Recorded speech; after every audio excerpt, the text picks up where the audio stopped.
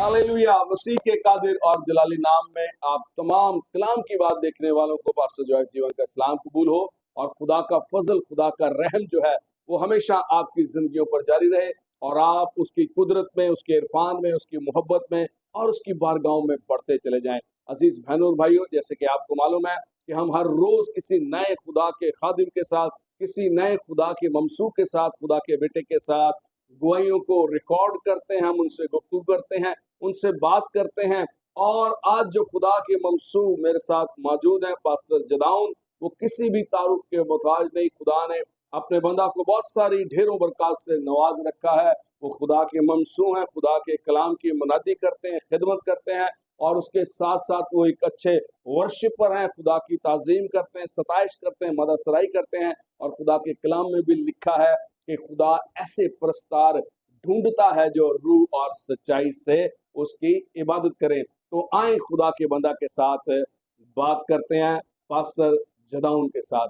Pastor, मसीह में आपकी सलामती हो। सर आपकी भी सलामती हो। पास्टर, कैसा फील कर रहे हैं कि आज प्रोग्राम कलाम की बात की टीम जो है वो कैमरे के साथ आपकी रिहाइशगाह पर मौजूद है, आपको कैसा लग रहा है? सर पहली बात तो ये कि आपका जो इस प्रोग्राम का जो नाम है वही बड़ा ब्लेसफुल है। हालेलुया। और दूसरी बात ये है कि बहुत ही हमारे लिए ऑनर की बात है कि आप अपनी टीम के साथ मेरी रिहाइशगाह पर मेरी गवाही लेने के लिए आप आए हैं। और मैंने आपके प्रोग्राम्स जो हैं वो देखे हैं यूट्यूब के ऊपर। और खुदाबंद ने आपको इस्तेमाल किया है और खादमों की जो गवाहियाँ जो कई लोगों को, दुनिया को नहीं मालूम थी, आप इस प्लेटफॉर्म से उन आमीन गवाहियों को आमीन। लोगों तक पहुंचा रहे हैं। और पर्सनली मैं अपनी तरफ से और अपने ख़ानदान की तरफ से आपका मशकूर हूँ कि आप अपना कीमती वक्त निकाल कर आए ताकि मेरी भी गवाही आपके इस मुकद्दस प्लेटफॉर्म से लोगों तक पहुंचे। आमीन आमीन। क्योंकि हमने लोगों की गवाहियां तो हमने बहुत सुनी है, बीमारी से छूट गया, ठीक है, किसी की जिंदगी में खुदा ने बड़े बड़े मौजे किए और वो खुदा करता है, वो मेरा और आपका खुदा कुदरत वाला है, वो करता है। लेकिन खुदा ने मुझे जो विजन दिया है, रोया दिया, वो ये है कि मैं खुदा के खादमों की जो है वो गवाहियों को क्या करूं, रिकॉर्ड करूं। वो किस तरीके से किन उलझनों में, मुश्किलों का शिकार होकर खुदा की खिदमत करते हैं। तो भाई साहब, मुझे ये बताइएगा कि मैं आपसे ये पूछना चाहता हूँ कि आपने बाइबल सुनाना या उसकी राह पर चलना क्यों पसंद किया? इसकी कोई खास वजह है? कोई खास कॉलिंग थी? कोई खास आवाज थी? जैसे सैमुअल को खुदा पुकारता है और वो एली काइन के पास चला जाता है, उसे भी उसकी आवाज की पहचान नहीं थी। जी जी तो जी। आज के इंसान को, आज के खादम को खुदा की आवाज की किस तरह से पहचान है? आप डॉक्टर नहीं बने, आप बिजनेसमैन नहीं बने, आपने कोई और पेशा इख्तियार नहीं किया, बाइबल सुनाना क्यों पसंद किया? हमारे देखने वालों को जरूर बताइएगा। फर्स्ट ऑफ ऑल पहले सबसे मैं आपको बताता चलूँ भाई जोइस जीवन के बारे में। मैं अपने इस सवाल का जवाब भी दूंगा। बहुत अच्छे मुरासिम काफ़ी अरसे से हमारे रहे हैं और 2003 से हम फेलोशिप में हैं, खुदावंद का शुक्र हो। और चूँकि पर्सनली मेरी गवाही तो भाई जानते हैं, लेकिन मैं आप तक इनके इस प्लेटफॉर्म से अपनी गवाही ये पहुंचाऊंगा मैं कि किस तरह से मैंने कलाम सुनाने की खिदमत को ये लिया और मैं खुदा की खिदमत में आया। गवाही मेरी बहुत लंबी है लेकिन इसको मैं मुख्तसर करते हुए आपसे बयान करूंगा। अ, जब मुझे मालूम हुआ मेरे वालिदैन के वसीला से कि खुदावंद के बारे में, क्योंकि मेरी वालदा खुदावंद में थी और वालिद साहब भी वालदा के वसीला से खुदावंद में आए, तो उन्होंने हमें खुदावंद की पहचान करवाई।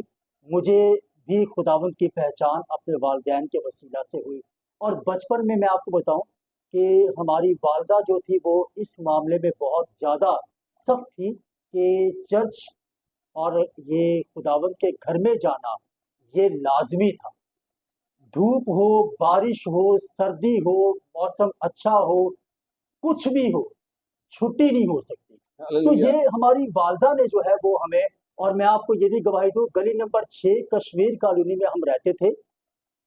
और हमारा जो चर्च था ये कारपोरेशन गली नंबर 3 में थाने की बैक साइड पर।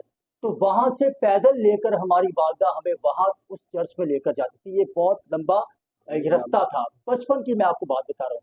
तो खुदावंद का शुक्र हो कि हमें हमारे वालिदैन ने खुदावंद के साथ जोड़ा और बचपन से हमें खुदा के घर की राह दिखाई।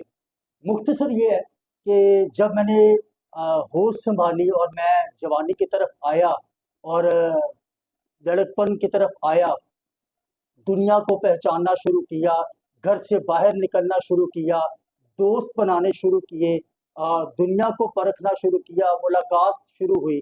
तो हुआ ये कि आहिस्ता-आहिस्ता मुझे पता चला कि जी दुनिया में और भी बहुत कुछ है चर्च के अलावा, जिसमें और बहुत ज़्यादा मज़ा है। तो मैं ट्रैक से डी-ट्रैक होता चला गया और हुआ ये कि बहुत बुरे तरीके से मैं इब्लीस के हाथों में चला गया। और मैं आपको बताना चाहता हूँ कि 2003 में मुझे कान का कैंसर हो गया और इस कैंसर की वजह से खुदावंद ने मुझे दोबारा पकड़ा और खुदा फिर मुझे वापस इस जगह पर लाया। तो हालेलुया। मैं आपको गवाही के साथ ये बताना चाहता हूँ कि जब मुझे 2003 में कैंसर हुआ, तो अगर आप देख सके तो ये मेरा ऑपरेट हुआ है। इतना बड़ा मेरे कान के अंदर ये बाहर की तरफ ट्यूमर था। डॉक्टर्स ने कहा था कि मैं 2 से ढाई साल के अंदर मेरी डेथ हो जाएगी सिविल अस्पताल में। तो उस वक्त मैं ईमानदार नहीं था, खुदावंद से दूर था। तो एक पादरी साहब मेरे पास आए, उन्होंने मुझे कलाम सुनाया और मैं उस कलाम पर ईमान लाया और तौबा की सच्चे दिल से। और मेरा कमिटमेंट ये था, मैं गाने गाता था, शोबिज़ में था। तो मेरा कमिटमेंट ये था उस कैंसर वार्ड में, अगर खुदावंद मुझे ज़िंदगी दे तो मैं कमिटमेंट करता हूँ खुदावंद तेरे साथ कि ज़िंदगी भर मैं तेरी खिदमत करूँगा और आमीन। तेरी गवाही दूँगा और तेरे हालेलुया। कलाम को बयान करूँगा, तेरी वर्शिप करूँगा अगर मैं ज़िंदा रहूँ। 2003 में अज़ीज़ों मुझे कैंसर हुआ, 2006 में मेरी डेथ थी, आज भी मेरा केस वहीं पर पड़ा हुआ है। मैं वापस आ गया इस ईमान के साथ कि जब मैंने मसीह को कबूल कर लिया है, आमीन। मेरे बदन का मालिक यीशु है और बदन का हिस्सा कान भी है, तो अब मेरे कान के अंदर कैंसर नहीं रह सकता। आमीन। ये मेरा ईमान था। आमीन। हालांकि उसके बावजूद भी मेरे कान के अंदर दर्द होती, पर मैं इस ईमान पर डटा रहा कि मैं अब नहीं मरूंगा। तो अजीजों, मैंने अपनी खिदमत के अंदर, चूंकि भाई जॉयस के साथ बहुत पुराना एक रिश्ता है खिदमत के अंदर, 2003 से, ये मुझसे भी पहले खिदमत में थे। जब इंसान परेशानी में और ये बीमारी के बिस्तर पर जाते हैं तो बहुत बड़े-बड़े बोल बोलता है कि खुदा मुझे ठीक कर दे और मैं ऐसा करूँगा। और हमने अपनी खिदमत में देखा, जब लोग ठीक होते हैं उसके बाद अपनी दोबारा ज़िंदगी में चले जाते हैं। तो ये भी खुदा का फ़ज़ल है कि जब से मुझे खुदावंद ने ठीक किया है, उसके बाद मैं ज़िंदा भी हूँ और आमीन। मैंने आमीन। पीछे आज तक मुड़कर पुरानी लाइफ़ को नहीं अपनाया और आज बाफ़ज़ले खुदा मैं खुदावंद की खिदमत कर रहा हूँ और खुदा की गवाही दे रहा हूँ। और सर ये मेरी गवाही है। आमीन। आमीन। आमीन। आई एम सो हैप्पी भाई प्रेज़ द साहब, लॉर्ड। मुझे बड़ी बरकत मिली है दोबारा से सुन के। गो के मुझे पहले भी मालूम है ये सारी बातें, लेकिन आज सालों के बाद मैंने सुन के एक ज़बरदस्त अनॉइंटिंग है इस जगह पर। खुदा का रूह जुम्बश कर रहा है। जब कभी भी आप खुदा के काम को देखते हैं, खुदा की कुदरत को देखते हैं, तो खुदा के रूह के वसीला से आप तक़वियत पाते हैं। अजीज़ बहनों और भाइयों, ये एक बड़ी ज़बरदस्त गवाही है कि जो कमिटमेंट खुदा के खादम ने, खुदा के ममसू ने खुदा के साथ किया था कि अगर ऐ खुदावंद तू मुझे इस रोग से, इस बीमारी से, जो एक लाइलाज बीमारी है, कैंसर एक लाइलाज बीमारी है और आज तक लोग इसके नाम से डरते हैं, घबराते हैं, लेकिन मेरा यीशु इस बड़ी-बड़ी बीमारियों को दूर करने की कुदरत रखता है और उसने ऐसा किया है। और आप सबसे भी यही दरख्वास्त है कि अगर आप किसी मुश्किल में हैं, परेशानी में हैं, तो इसी तरह खुदा के साथ बने रहें।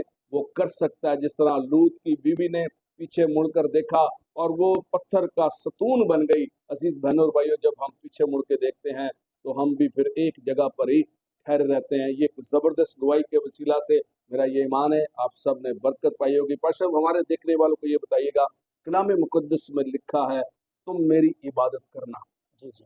तब मैं तेरी रोटी और पानी पर बरकत दूंगा, तेरे बीच में से बीमारी को निकाल दूंगा। ना तो किसी के इस्तकाद होगा, ना कोई बांझ रहेगी, बल्कि मैं तेरी उम्र को दराज़। पूरा करूंगा, कंप्लीट करूंगा, दराज करूंगा, बढ़ाऊंगा। ये सब खुदा के प्रॉमिस और वादे हैं। ऐसे लोग, ऐसे बेटे और बेटियां, और आज भी मसीह कौम के अंदर, मसीह घरानों के अंदर एक बड़ा फुकदान है कि लोग अदम मार्फत की वजह से हलाक हैं, मुश्किलों का शिकार है। जो लोग खुदा के करीब नहीं जा रहे, उनके बारे में क्या कहेंगे आप? बिल्कुल सर। सर मैं आपको एक सच्ची बात बताऊँ, मैं दोबारा उसे बात को रिपीट करते हुए आपकी बात का जवाब दूँगा सवाल का, और ये सारी बातों को तो मैं आपकी बात का जवाब देते हुए यूँ कहूँगा, जब मैंने खुदा के घर को छोड़ा, हालाँकि मेरे वालिदैन ने मुझे खुदावंद के घर के साथ जोड़ा, पर जब मैंने ज़ाती फैसला लेके खुदा के घर को छोड़ा, तो फिर इब्लीस ने मुझे पकड़ लिया। भाइयों-बहनों याद रखिएगा, कलाम मुकद्दस में लिखा है कि इब्लीस दौड़ता फिरता है कि किसे फाड़ खाए। जी, याद रखिएगा, वो कर कुछ नहीं सकता। अगर हम खुदावंद की इबादत करने वाले तो फिर वो कुछ नहीं कर सकता, लेकिन अगर हमने खुदावंद की इबादत करना छोड़ दी और खुदा के घर से हमने ताल्लुक अलग कर लिया, हम उससे अलग हो गए, तो याद रखिएगा वो जो दुश्मन है वो हमें नहीं छोड़ेगा। उसकी जद में मैं भी आया भाई बहनों। खुदा का कलाम मैंने अपनी जिंदगी में, मेरी आप तक गवाही पहुंची है, खुदा का कलाम एक एक नुक्ता, अगर इंसान उस कलाम पर खड़ा हो जाए। मैं तब सेमिनरी याफ्ता नहीं था, मैंने कोई बाइबल स्टडी नहीं की थी, मैंने खुदावंद को कबूल नहीं था किया। एक पादरी साहब आए, छोटा सा मैसेज दिया उन्होंने मुझे, और मैंने उस मैसेज को पकड़ा, और मैसेज ये था सिंपल 2 से 3 मिनट का, अगर आप अपनी जिंदगी खुदावंद को दें और खुदावंद के साथ जुड़ जाएं, तो मतलब यही होगा खुदावंद के साथ जुड़ना कि खुदावंद की इबादत करना। आमीन, अगर आप खुदावंद की इबादत करना शुरू कर दे तो खुदा आपके कैंसर को दूर कर देगा। भाइयों बहनों, मैं आपको सच बता रहा हूँ, मुझे कुछ नहीं था पता, सिर्फ ये बात मैंने पकड़ी कि मैंने अब खुदावंद की इबादत करनी है। आमीन, मैंने इब्लीस की बेशुमार प्रस्तुत की, और मैं साथ साथ आपको ये भी बताऊं कि जिनके साथ लोग चाहते हैं कि यार हमारी एक सेल्फी हो, मैंने उनके साथ काम किया है। मेरा फख्र नहीं है इस बात पर, बताने का मकसद ये है कि मैं वहां से वापस लौट कर आया हूँ, और फख्र इस बात पर है कि अब मैं उसका परस्तार हूँ जो बादशाहों का बादशाह है। तो भाइयों बहनों, आमीन, आमीन, इबादत इतनी जरूरी है कि अगर आप इसको करते हैं तो वो बरकतें जो आसमान में और कलाम मुकद्दस के अंदर मुंदरज है, खुदा आपके लिए एक एक करके जारी करता है। आमीन, 5 तो आपने सुन ली आमीन, कि वो तेरे 20 से बीमारी को दूर करेगा, इसकात को, भांज को, और तेरी उम्र को दराज करेगा, रोटी पानी में बरकत देगा। लेकिन ये वो है जो पैटर्न है, इसके साथ बहुत सारी वजाहत है इबादत करने के लिए। और दाऊद क्या खूब कहता है, देखिए दाऊद जैसा बिजी आदमी नहीं आपको मिलेगा, और एक काबिल आदमी था, लेकिन उसकी खुशी इस बात में नहीं है कि मैं उससे मिलूं। जबूर 22 में वो कहता है, मैं खुश हुआ जब वो मुझसे कहने लगे कि आप खुदा के घर हाँ, चले। आमीन, खुदा के घर में जाने से मुराद यह है कि खुदा की इबादत करना। आमीन, तो आमीन, आबद जो है वो इबादत करने वाला होता है। तारीफ, तो जब आप इबादत करेंगे, खुदा अपने वादों को पूरा करेगा। मैं आपके सामने जिंदा हूँ, मिसाल हूँ। अगर हालेलुया, खुदा मेरा कैंसर इबादत करने के वसीला से खत्म कर सकता है, तो भाइयों बहनों आपके लिए भी पॉसिबल है। आमीन, आमीन। खुदा हमारा कुदरत वाला खुदा है और वो सब कुछ करने की ताकत और कुदरत रखता है। बस लिखा है कि बस खुदा के कभी हाथ के नीचे फरोतरी से ठहरे रहो। हमें रुके रहना है। अगर आप किसी उलझन का, मुश्किल का, परेशानी का शिकार हैं और अगर आपका ताल्लुक खुदा के साथ रियल है, मजबूत है, तो यकीनन खुदा आपके बंधनों को तोड़ने की कुदरत रखता है। अजीज बहनों और भाइयों, बाइबल मुकद्दस और खुदा के कलाम में ज़बूर 73 में लिखा है, उसकी 28वीं आयत में दाऊद ये कहता है, मेरे लिए ये भला है कि मैं खुदावंद अपने खुदा की नजदीकी को हासिल करूं। जैसे वाह, कि मैंने पहले भी कहा, खुरूज की आयत को मैंने बयान किया था, 25 और 23 को, 23-25 को ये मैंने कहा था कि वहां पर कलाम मुकद्दस में ये लिखा है कि तुम खुदावंद अपने खुदा की। हम देखते हैं कि बहुत जी सारे जी जो जी कौमें हैं वो उनके अपने अपने खुदा हैं, लेकिन हमारा खुदा, फादी साहब, जी जी हमारा खुदा जो माबूदों में लिखा है, माबूदों में बुलंदो वाला है, उसकी मानित गोया दुनिया में बहुत से खुदा और खुदावंद है, लेकिन हमारे खुदावंद जैसा कोई खुदा नहीं। आप एक अच्छे वर्शिपर हैं, अच्छे गाते हैं, म्यूजिक टीचर भी हैं, साज बजाते हैं, और जब आपने मतलब तौबा की और खुदावंद की तरफ आए, तो अब ये जो एक सिलसिला चल पड़ा है, आपके वसीला से बहुत सारे लोग जो हैं, बहुत सारे घराने जो हैं, वो खुदावंद को कबूल कर रहे हैं। खुदा की वर्शिप के वसीला से जगह ब जगह आप जाते हैं। तो मैं चाहूँगा, कलाम मुकद्दस में जैसे लिखा है कि खुदा ऐसे परस्तार ढूंढता है जी जो रूह और सच्चाई से उसकी प्रस्तुत करें तो हमारे देखने वाले के लिए कुछ ज़रूर आप अपना कोई भी कुछ भी हमें गा के या कुछ बता सकते हैं। जी शुक्रिया सर, बहुत बहुत।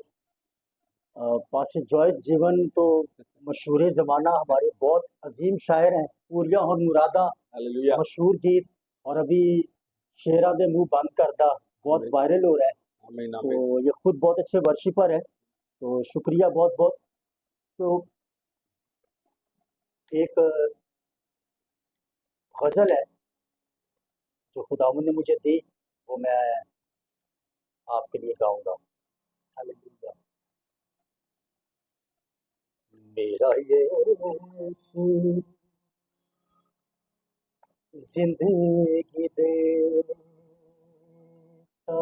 है, आमीन। हालेलुया। मेरा यीशु जिंदगी देता है, मुझसे मेरी मौत लेता है, मेरा यीशु मुझसे मेरी मौत लेता है, मेरा यीशु जिंदगी देता है। ये सिर्फ यीशु करता है आमीन। और कोई नहीं कर सकता। आमीन आमीन आमीन। मौत के बदले मौत ही मिलती है और जिंदगी के बदले जिंदगी, पर यीशु मौत लेके जिंदगी देता है। हालेलुया। दुनिया वालों से और दुनिया से जिंदगी ना मिली, दुनिया वालों से और दुनिया से जिंदगी ना मिली, दुनिया वालों से और दुनिया से जिंदगी ना मिले। बहुत काबिल गौर है। यीशु कसरत की जिंदगी देता है, हालेलुया। यीशु कसरत की जिंदगी देता है, मैं गुनाहों में मसरूर हुआ जाता था, मैं गुनाहों में मसरूर हुआ जाता था, सारी बदियों पे फतेह देता है, सारी बदियों पे फतेह देता है, मेरा यीशु जिंदगी देता है। हालेलुया। मेरा यीशु जिंदगी देता है, और लिखा उसमें जिंदगी थी और वो जिंदगी आदमियों का नूर थी। वो जिंदगी है। उसने कहा राह हक और जिंदगी मैं हूँ। बस अब हमारे देखने वालों को ये बताएंगे, आज बहुत सारे ऐसे ऐसे टाइटल हैं, ऐसे लोग हैं, ऐसे नौजवान बेटे और बेटियां हैं जो अपने आप को खुदा का खादिम या खुदा का परस्तार या वर्शिपर या बहुत बड़े बड़े टाइटल अपने साथ लगाते हैं, लेकिन उसके बावजूद भी आपने भी देखा होगा कि वो नाइट फंक्शन भी करते हैं, जी वो बिल्कुल ऐसा गजलें ही, भी गाते हैं बिल्कुल ऐसा ही। और वो हर तरह के गाने गाते हैं, जी और लेकिन वो जब खुदा की हैकल में आकर भी ये कह रहे होते हैं कि रुआ रुआ, क्या ऐसे लोग खुदा की बादशाह के वारिस होंगे? अ, सर आखिरी जुमला जो है ना ये मुश्किल है। मुश्किल है। हाँ, देखिए क्लियर तो है। आखिरी जो जुमला है ना ये इसका जवाब देना बहुत मुश्किल है। जवाब तो मालूम है लेकिन कहना बहुत मुश्किल है। लेकिन मैं ये कहूँगा कि याद रखिएगा, मैं किसी का इंसाफ नहीं कर रहा, मैं किसी को गलत और सही नहीं कह रहा। और सही गलत तो खुदावंद ही उसका भेड़ों को बकरियों से जुदा करेगा सर, खुदावंद करेगा ये। लेकिन याद रखिएगा, मेरे मुताबिक देखिए, चूंकि मैं वो दोनों दुनिया देख चुका हूँ, पुरानी वाली भी सर, मैं उन आर्टिस्ट का नाम तो नहीं बताऊंगा, और चूंकि फिर वो बात, मेरा फखर ये है कि मैं यीशु के लिए करता हूँ। आमीन आमीन सर मैं आपको हालेलुया यकीन दिलाऊं कि जिनके साथ लोग चाहते हैं कि ना हमारी आमीन एक सेल्फी हो, मैंने उनके साथ आमीन काम किया है, बिल्कुल अच्छे लोगों के साथ। बिल्कुल लेकिन याद रखिएगा, मैं चूंकि वहां से, मैं एक नौजवान से मिला, उसके घर में गया, मेरे वाकिफ था वो, और बहुत अच्छा गाने वाला, तो मैं उसके घर में गया तो बड़ा अच्छे तरीके से मुझे मिला और बड़ा खुश था वो। मुझे कहता है, पादी साहब आपको पता है? मैंने कहा क्या हुआ है? कहता है, मुझे टीवी पर जो है ना वो गाना गाने का मौका मिल रहा है। फर्श पर था वो। अच्छा, तो मैं जिस चर्च से ताल्लुक़ रखता था, वहीं पर वो बच्चा भी गाता था। मैं खामोश हो गया, क्योंकि उसने मुझसे पूछा नहीं, बताया, मैं खामोश हो गया। फिर उसने पूछा, पादी साहब आपका क्या ख्याल है? अब मेरा फर्ज था कि मैं उसको जवाब दूं। मैंने कहा, यार जब आपने मुझसे पूछा है तो मेरा ख्याल ये है कि अगर आप इस तरफ जाते हो ना, तो फिर आप परस्तार नहीं रहते, आप परस्तार नहीं है। तो सर आपकी बात का जवाब ये है कि अगर कोई नाइट फंक्शंस करके, अगर कोई गाने गा के, अगर कोई गलत चीज़ों को गलत जगहों पर बजा कर और संडे को आकर खुदावन के लिए बजाता है, ये उसका शौक है, खुदावन मना नहीं करेगा। लेकिन याद रखिए, ये परस्तार का टाइटल वो अपने साथ ना छोड़े। ऐसे परस्तार बिल्कुल जो है ऐसे ना, परस्तार जो सर देखिए, अगर आप कहते हैं ना जी ये हमारा रोजगार है, तो रोजगार तो फिर शराब के अड्डे पर काम करने वाला का भी होता है। हम्म, उसके पास भी दलील है कि जी मेरे छोटे बच्चे हैं, तो आप फिर उसको मना नहीं कर सकते। अगर आपके मसीह ने, सर मेरी बात को जरा गौर से सुनिएगा, आपके लिए भी है बेसिकली, अगर मसीह ने आपके लिए सलीब उठाई है, तो एक सलीब आपके लिए, जो अपनी सलीब ना उठाए वो मेरे लायक नहीं है। एक सलीब आपके लिए। मेरी एक शख्स से मुलाकात हुई, तो उसने बताया कि यार एक शख्स है जो बजाने वाला है, वो यूं कहता है, जी मेरी एक मजबूरी है, मुझे और कोई काम नहीं आता। तो मैंने उसको जवाब दिया, मैंने कहा यार छड़ के मजदूरी कर ले खुदावंदी खातर, आमीन मजदूरी कर ले इटा चो खुदावंदी खातर। पर अगर खालिस तरीके ना आने ना, तो फिर आपको ऐसा करना पड़ेगा, आमीन आमीन आप बिल्कुल डबल चीज नहीं कर हम्म, सकते। तो बिल्कुल मैं आपको अपनी गवाही दूं, जब मैंने खुदावंद को कबूल किया, सारी कश्तियां जलाकर आया, हालेलुया सारी कश्तियां जलाकर आमीन आया, और उसके बाद कभी किसी से नहीं मिला। और अल एलानिया में ये कहता हूँ कि यस्सु के लिए गाना जो है, ये एजाज की बात है।